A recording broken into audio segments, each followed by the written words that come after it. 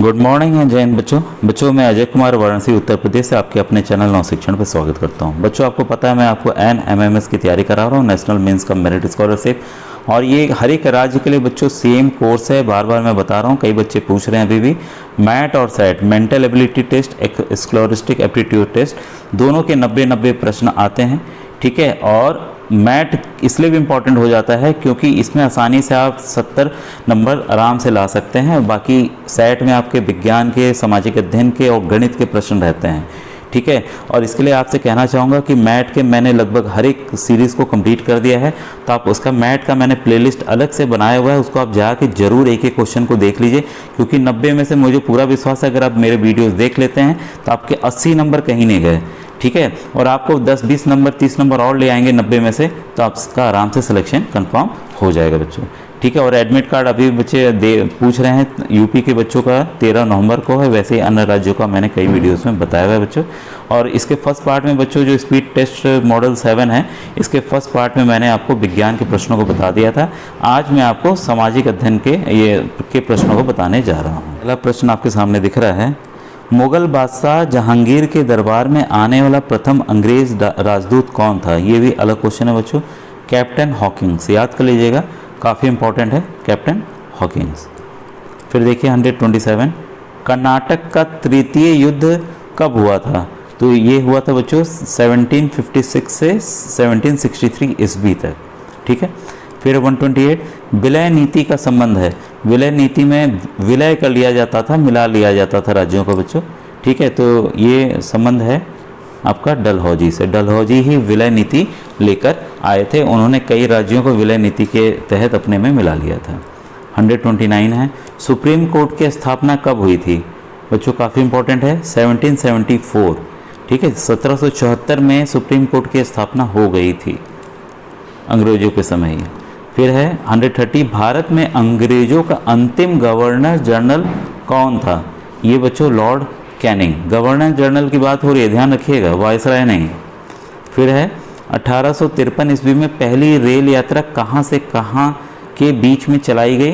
तो बच्चों ये चलाई गई थी बोरीवली से थाने के बीच में, बोरीवली और थाने के बीच में चलाई गई थी। फिर 132, 1864 ईस्वी में साइंटिफिक सोसाइटी यानी कि विज्ञान समिति की स्थापना किसने की थी?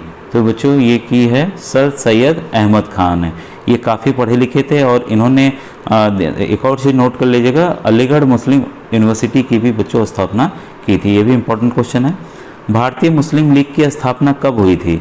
तो बच्चों भारतीय मुस्लिम लीग की स्थापना आपकी 1906 में हुई थी। तो बच्चों कुछ ये देखिए इंपॉर्टेंट क्वेश्चंस हैं, उसको एकदम अलग हैं, इसको आप अलग से बल्कि नोट कर लीजिएगा बच्चों, ठीक है। और ये कहाँ हुई थी मुस्लिम लीग की स्थापना? ढाका में हुई थी बच्चों, बांग्लादेश में इस समय है, तो एक ही था वो पार्ट, तो ढाका में हुई थी। अब देखिए भारतीय संविधान अधिनियम पारित हुआ था, तो ये बच्चों पारित हुआ आपका 1947 ईस्वी में, हमारे आज़ादी के वर्ष में, स्वाधीनता अधिनियम। फिर है विश्व में संयुक्त राष्ट्र संघ दिवस कब मनाया जाता है?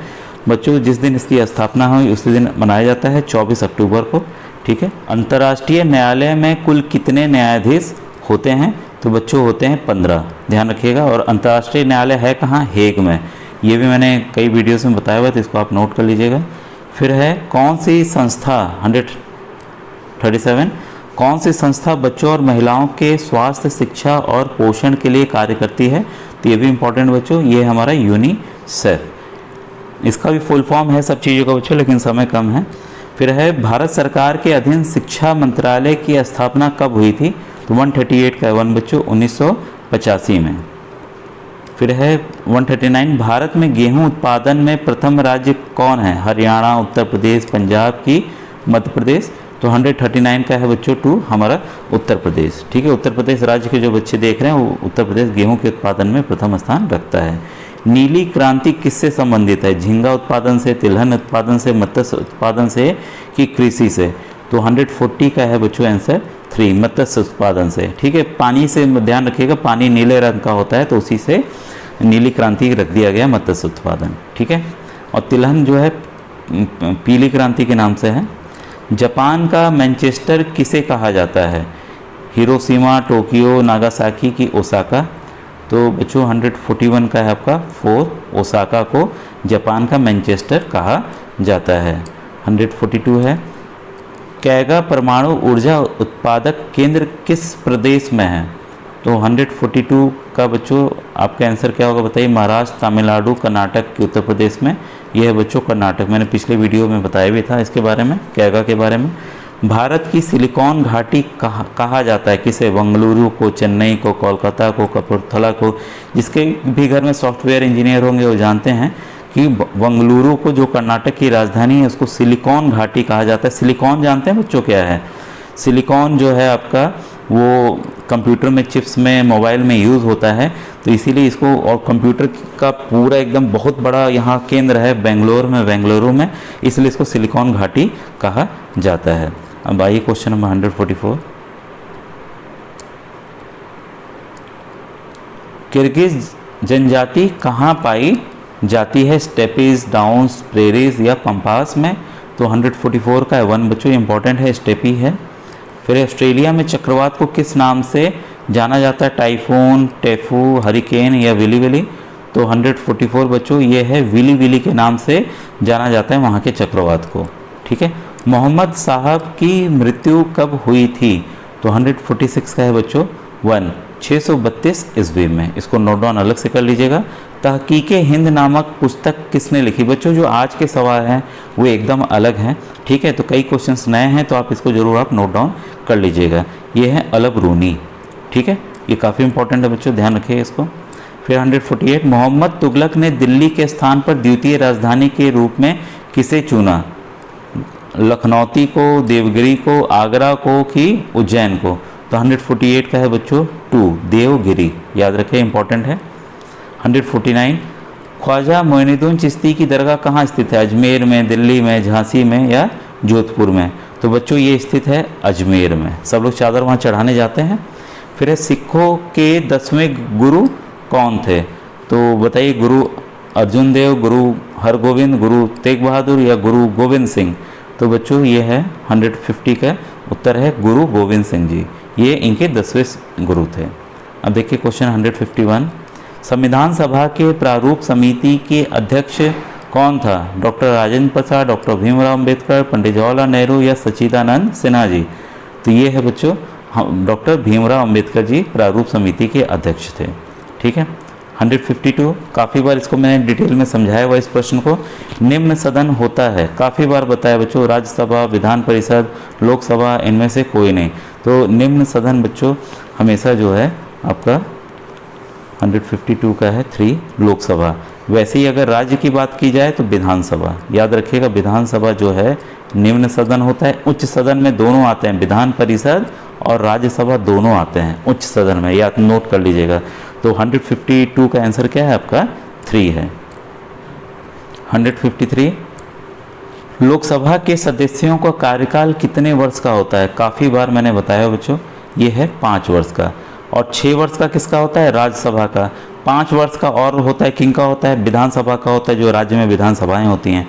विधान परिषद का भी 6 वर्ष होता है, जैसा कि राज्यसभा में होता है। तो कई चीज़ें रिलेट करके आप लिख लीजिएगा, दोनों चीज़ें सेम रहती हैं।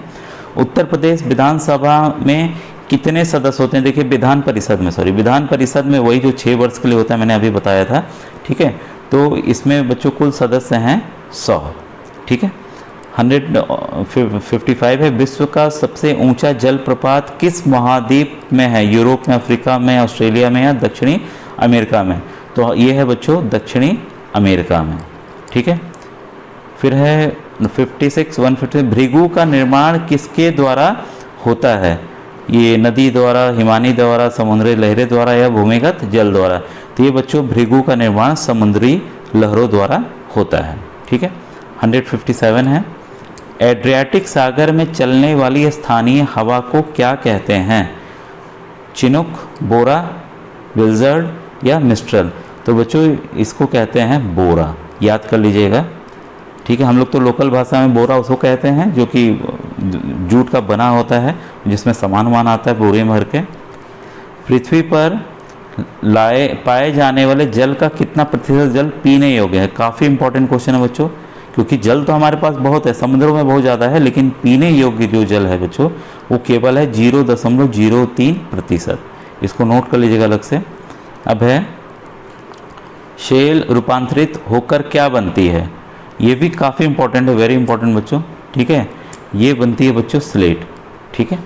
फिर है पोपा ज्वालामुखी किस देश में है, म्यांमार, इंडोनेशिया, बांग्लादेश या श्रीलंका।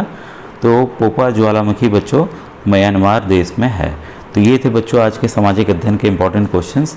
इसके बाद देखिए बच्चों ये गणित के स्टार्ट हो रहे हैं। अगर ज़रूरत होगी तो गणित का आप बोलेंगे तो इसका बना दूंगा, लेकिन मेरी पहली शर्त होगी कि आप गणित के प्लेलिस्ट से जाकर आप जो मैंने बताए हैं 2019 के, 2020 के, 2021 के वीडियोस देखिए और कमेंट कीजिए कि हाँ सर हमने ये आपका देखा है, और 2022 के भी, ठीक है। क्योंकि कई चीज़ें मैंने इसमें तरीके समझाए हैं जिससे आप प्रश्नों को ईजिली हल कर लेंगे, ठीक है बच्चों।